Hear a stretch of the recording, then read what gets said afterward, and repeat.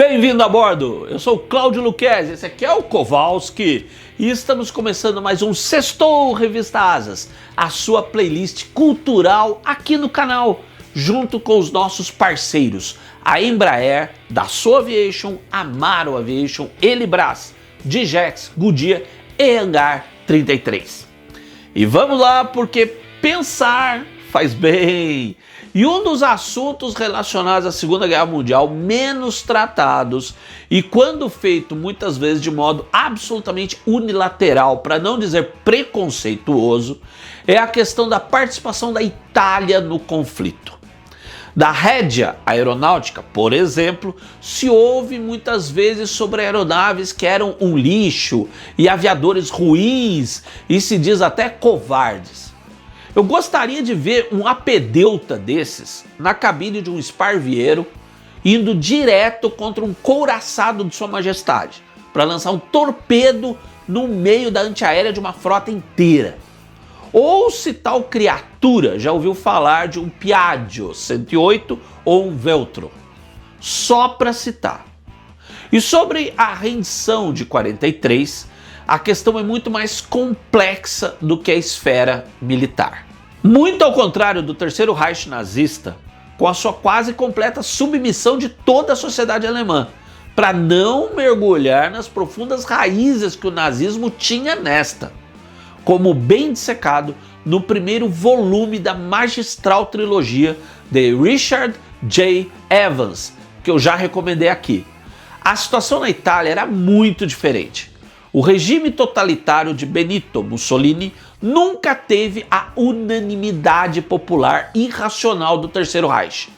Muitos italianos, se pudessem, fariam coro ao herói romântico de Miyazaki. Prefiro ser um porco que um fascista. Mas militares devem seguir ordens, e os da Itália tentaram dar o seu melhor nesse sentido. Mesmo que as ordens não fizessem sentido, mesmo que a própria guerra para a qual o seu país fora levado não tivesse ou fizesse também sentido algum. Os próprios Estados Unidos já enfrentaram essa situação, no Vietnã, por exemplo. É difícil vencer quando as razões da própria luta não se justificam. E esse filme é sobre essa situação da Itália na Segunda Guerra. Trata-se de Capitão Corelli, de 2001, dirigido pelo inglês John Madden, o mesmo diretor do muito elogiado Shakespeare Apaixonado, de 98. Esse Capitão Corelli não tem o mesmo brilho, não chega a ser uma obra-prima, embora com certeza seja um filme muito bom e acima da média. A história se baseia no romance de guerra O Bandolim do Capitão Corelli, do escritor inglês Louis de Bernieres, lançado em 94. Um best-seller mundial, já editado em 11 línguas. Diz a lenda que Bernieres reescreveu 33 vezes o manuscrito. O que é isso? Para ter certeza que a parte histórica estava de fato fiel aos acontecimentos e aos relatos que ele tinha colhido de quem viveu os próprios fatos descritos. E ele assina o roteiro ainda, hein? Ao lado de Sean Slovo.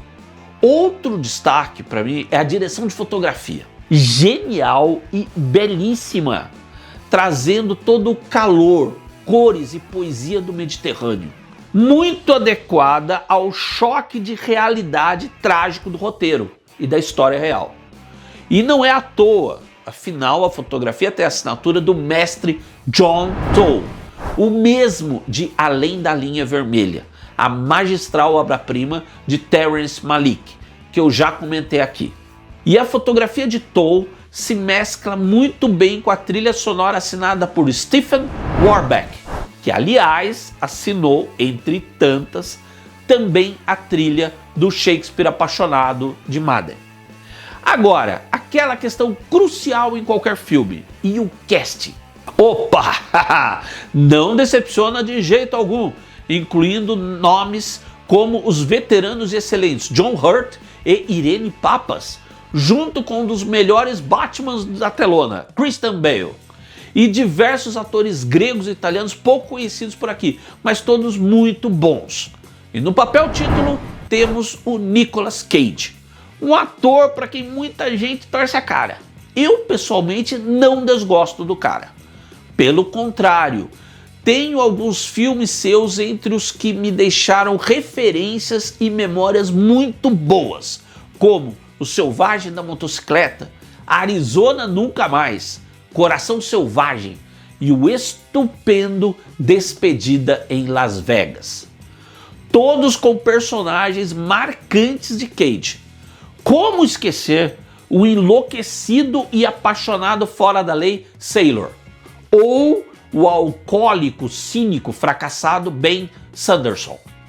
Mas, sim, o cara também fez algumas catástrofes, como o nauseante Apache, Helicópteros Invencíveis, um genuíno desastre aéreo, digno de investigação do CENIPA, ou Estado de Calamidade, que bem, o título em português já diz tudo, né? Enfim, assista e tire as suas conclusões. E ao lado de Cage, temos ninguém menos que Penélope Cruz, uma das minhas atrizes preferidas dos anos 90 para cá, e com certeza uma das mais belas atrizes da telona em todos os tempos. Viva Madrid! Algumas críticas atacam exatamente esse par de Cage e Penélope. Eu não concordo, acho que rolou legal.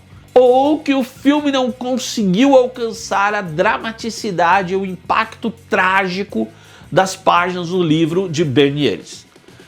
Pode ser, como eu disse, não é um filme excepcional, não é um clássico, aquela obra-prima.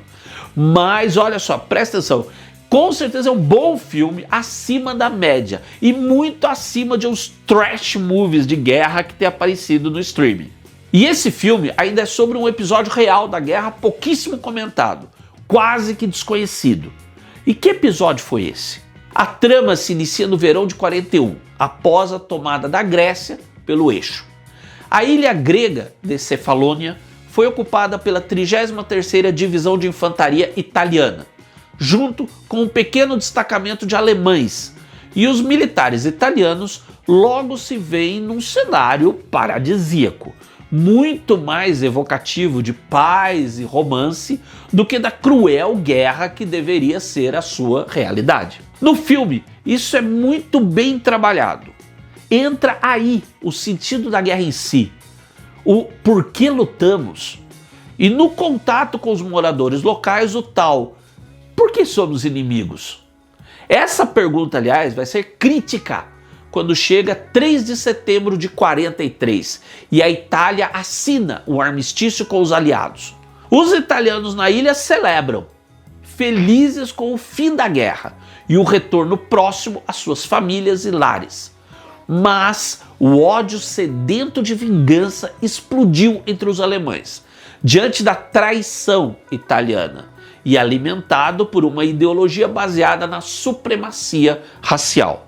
Assim, o destacamento alemão exigiu a entrega de armas dos italianos e estes serem transformados em prisioneiros de guerra. E diante da recusa, os atacaram com fúria literalmente assassina. Cerca de 1.300 combatentes italianos foram mortos ao tentarem se defender.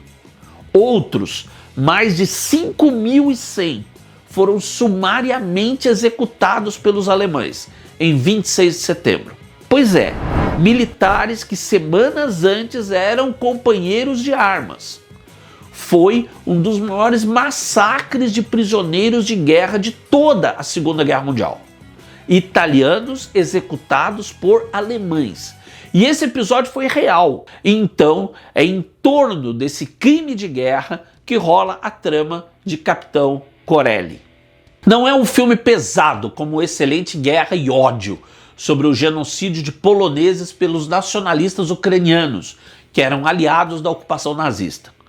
Capitão Corelli vai por outro caminho, tem romance, prazer pela vida, sol, luz e as águas idílicas do Mediterrâneo.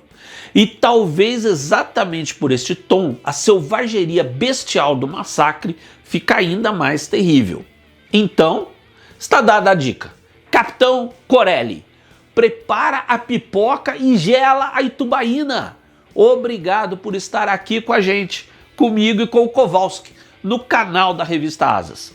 Cultura e história com aviação, como você só encontra em Asas. Um grande abraço e até o próximo voo.